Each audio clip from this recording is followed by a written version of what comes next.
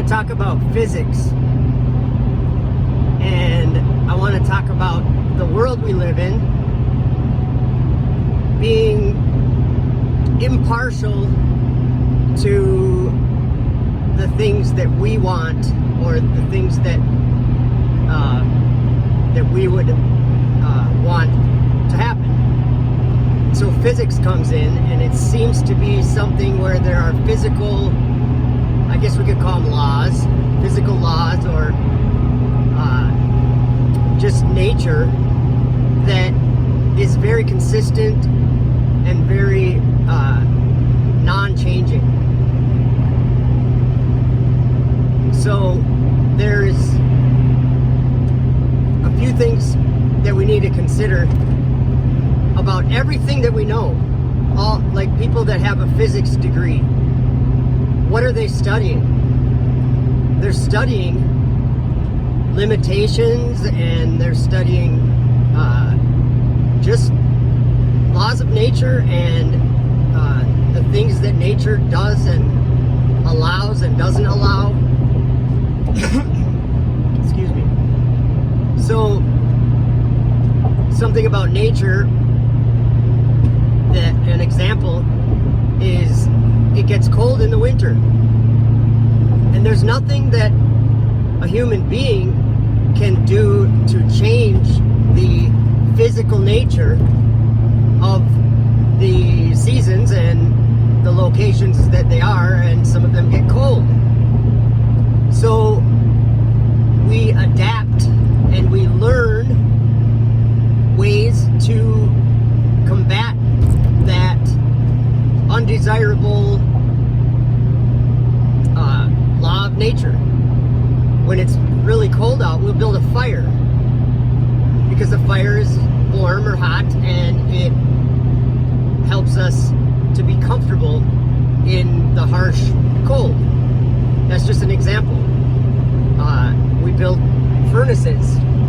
We have furnaces in our houses, and it's just an everyday thing for us. But if you consider what it was for the first people before there was furnaces, or like refrigerators, they used to use ice, and they put it in an insulated box, and it would keep their food cold or whatever.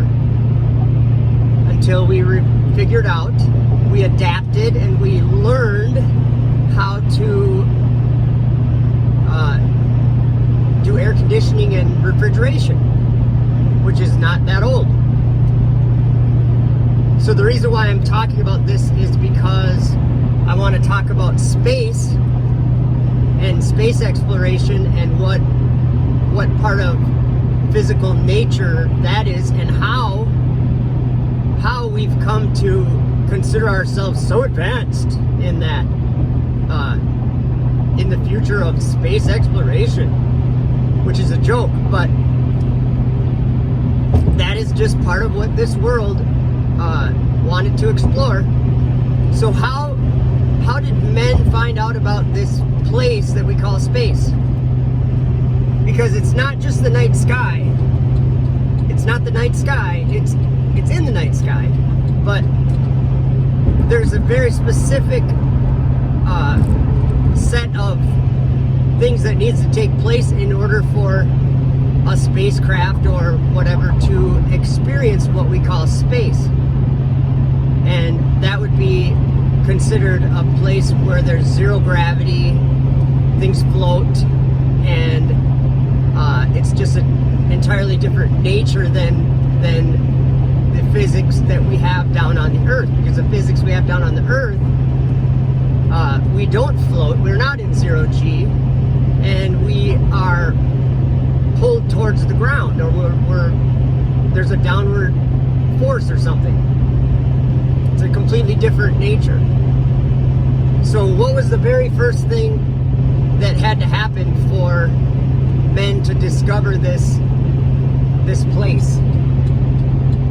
Well, it all had to do with airplanes. We had to have airplanes first, and jets. Without airplanes or jets, we never would have learned that there was even a place called space. And you have to keep in mind that this is all fairly new information to the human race. We haven't known about these things very long. In fact, we even know the people, we even know their names who did specific things to learn that there was a place called space. We've seen, all throughout time, we've seen the planets and the stars, and we've seen them in motion, and some people think that they orbit the sun, and there's all these ideas, but that didn't tell us that there was a place up there for us to go where there was zero G and a different nature. Anyone before space exploration would have assumed that anything up in the sky, unless it was somehow being held up there, that it would fall to the ground. That's because that's a physical law of nature. Things fall to the ground that weigh more than the air. Things that have mass, or whatever you want to call it, that's more dense than air itself, will fall to the ground. So we never would have expected there to be a place where we could go up in the sky where things wouldn't fall. We would always expect them to fall back down. Well, it all comes down to test flights. If there wasn't people in the world, and one of the people in the world that I'm talking about is Neil Armstrong. He was the first man to walk on the moon. Well, he tested, I think it was called the X-15, and this all had to do a lot with Russia putting Sputnik up and all the things that Russia was doing. America felt that it had to advance its technology or whatever past that of Russia's. And so there were these test vehicles, test planes, and they found out, one of the things that Neil Armstrong said was when he was flying that X-15 and he was way up in the sky and going very fast, he found that he was going to try to go back down with the plane, like physically change the rudders or whatever on the plane, and that he would be able to just go down just like you would in any plane. You can aim the nose down, and he found that nothing would happen when he did that. It just kept going in the same orientation. So he said to himself, well, there's no significant amount of air for the rudders or whatever to, I don't know what they're called, the flaps on the wings, to cause the airplane to go down. There was nothing acting, there was no forces acting on the rudder. He didn't know that he would experience that. Nobody knew he would experience that until there was this test flight where they experienced that. So when they're talking about, oh, we know orbital trajectories and we know exactly where the ISS is at all times and we know exactly what's happening up there. No, that's not true at all. That's a false sense of confidence that's based on experimental flights that consistently seem to have the same type of physics, if you can call it that, but not physics like we have on the Earth, but physics of a different nature. A nature where there is no downward force, but in order to do that, you have to be flying horizontally at a specific speed in order to experience that. So that is how we learned about this place called space. And I'm going to continually remind people that in Revelation, there was the angel of the bottomless pit, and there was a key to the bottomless pit. And I think that that's what this is. I think that going into that dark place that they call space, that they've actually been given a key to a bottomless pit, but they consider it to be exploration, and that they're finding out about a new place where men can go and can do things and build things and make things and live. Well,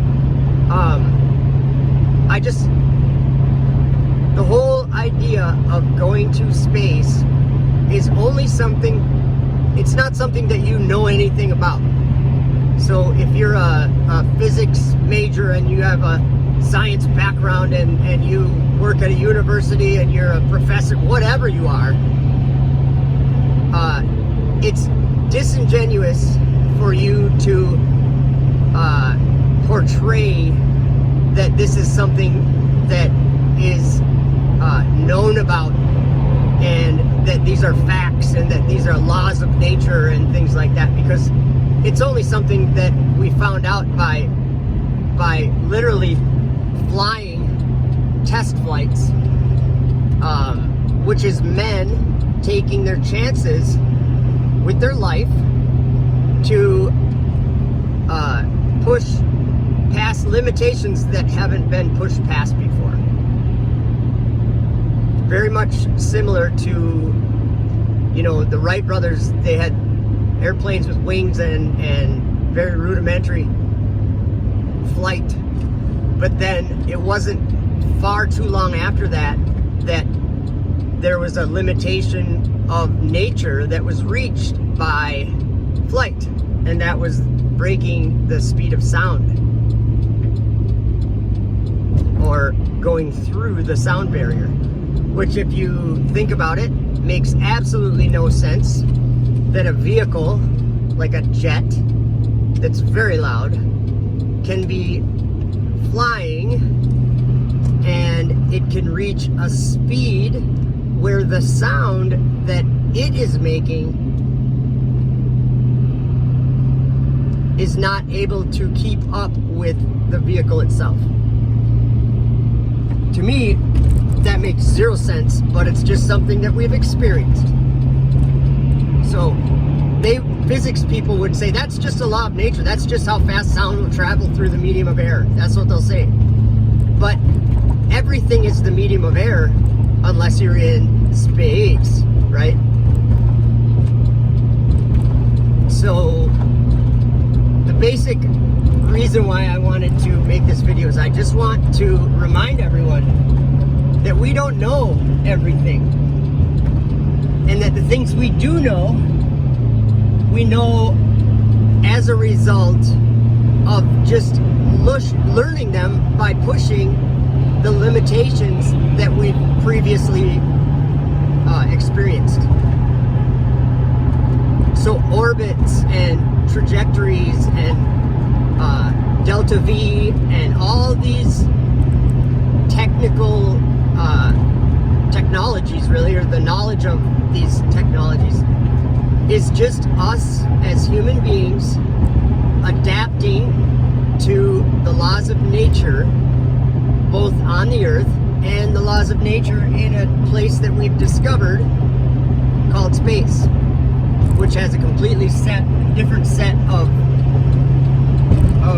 laws of nature than anything that we have on the earth. Things float in space. And of course, men, how do we feel that we understand what's happening in low Earth orbit? How do we speak with such confidence about low Earth orbit?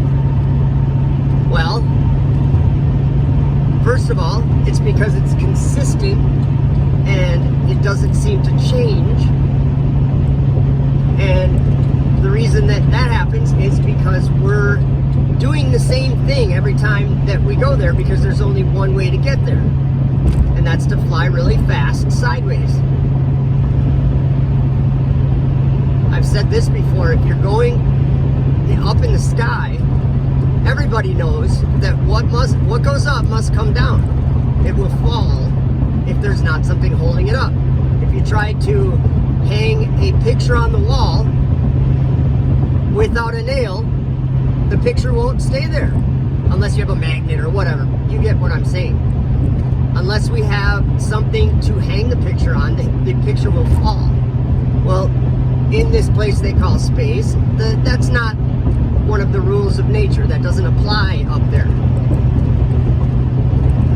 You could hang a picture on the wall and it would just stay there. So the idea that we are such an advanced civilization is just a joke, and really what it is that it's just men adapting to the reality that we live in, and also creating a new one by pushing the boundaries and limitations that we already know. So all the people that are living on a globe, consider what you actually know and why you know it and how you know it and how much of it you actually know. Just because we put a rocket up in the sky going sideways really fast does not mean that the Earth is a globe. And it doesn't give any credence to the idea that the Earth is a globe.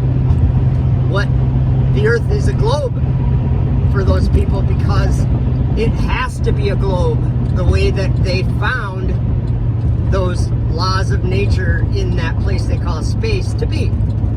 So what if men would have never pushed these limitations and never gone sideways into the sky so fast that they didn't fall back down? What would science say about the Earth? It would certainly say that the Earth is not a globe, just like it does right now. The only reason why people are glued and married to the idea of the globe is because of what has happened in that place called space over the last 60 or 70 years. 60 or 70 years, that's just like one person's lifetime. That is not a very long time that men have been learning about that place. So, in the case that you're thinking science has something to, if science adds veracity to the globe, don't be confused and don't be mistaken, because it doesn't. If you actually paid attention to the reality that you live in, forget about space, I'm talking about the reality of the Earth that we live in. If you pay attention, you'll realize that heliocentrism is a lie, and you'll realize that the Earth is not spinning. In fact, it never moves unless there's an earthquake or a landslide. That's why an earthquake is called an earthquake, because that's actually the ground going from a state of not moving to suddenly moving for some reason. So just the simple reality that we live in is a flat with hills and mountains, but it's a stationary Earth, a non-moving, still Earth. And that's the only way it's ever been experienced, ever, by you or anybody. I actually have had a debate, a couple debates with MC Toon, and in a comment section on a video going back and forth about these things, I mentioned to Toon, I said, well, you've never seen any rotation. You've never seen the ground rotate. There's no evidence of the ground rotating. And he actually said to me, no, I do see rotation, or I do observe rotation. And I said, yes, you observed rotation of the sky, just like everybody else that's ever lived or ever been alive in this world. Nobody has ever observed or experienced any kind of rotation. And everybody has also made the observation throughout their entire life that the ground, the Earth that we live on, is completely stationary. Look at it right now in front of me. See that truck sitting in front of me and the ground? They're doing new tar on this road. Do you notice it's not moving? This is an observation that science, they neglect this observation now that they go to space because they have a intellectual idea that something else is happening. So people like MC Toon, they must reject reality and reject observation completely in order to start their science, their idea of reality. If you start your science on the premise, the false premise, by the way, that the Earth is rotating, all of your science is going to be wrong. Your whole heliocentric model is going to be wrong. The whole solar system idea is going to be wrong, because you've started from a place of great error. Don't start from a great place of error. Start from reality. Look at the world. Pay attention to the ground in this video. See, my truck is moving now. And by definition, it's because my wheels are turning and the truck is actually moving forward. I like waving at them guys. They got a boring job. But by definition, it's my wheels turning that's making my truck move. And the only reason why any of that can happen is because the ground's not moving. Everything that we do relies on the ground not being moving. When you go to bed at night, you're going to go to bed at night knowing that the ground is not moving, and that's how you can sleep. If the ground was moving, I doubt you'd even be able to fall asleep. You'd be terrified. You build a foundation of your house. You don't build it because it's moving. You build it because the foundation is not moving. It's a very elementary, simple observation that everyone does make. We all do make this observation our entire lives. So if you're one of these on a globe still, realize that you're rejecting truth. You're rejecting the very nature that you've lived your entire life in. You have to reject that if you're going to be on a rotating, spinning, spherical Earth, because the Earth is not spinning. And by the way, for those of you who want to say that you do observe the Earth rotating, and that includes the rotation of the stars, you are just confusing yourself, because you've fallen in love with a lie, and you'll do anything to uphold that, to make it valid,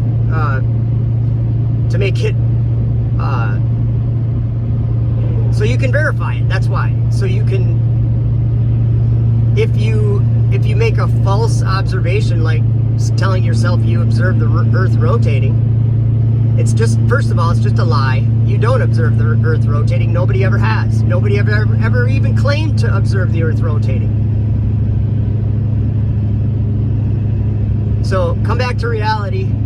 There's a reason why we're talking about the Earth being a different place than we've all been raised on. And it's a very important reason. Don't ignore it. Don't treat it as if it's something not important. In fact, if I could do anything, I would pray that you would at least just consider it like you consider a new job, or like you consider buying a new car. Put some thought into it. Put a little bit of effort into understanding why people are talking about this. And that's about all I gotta say.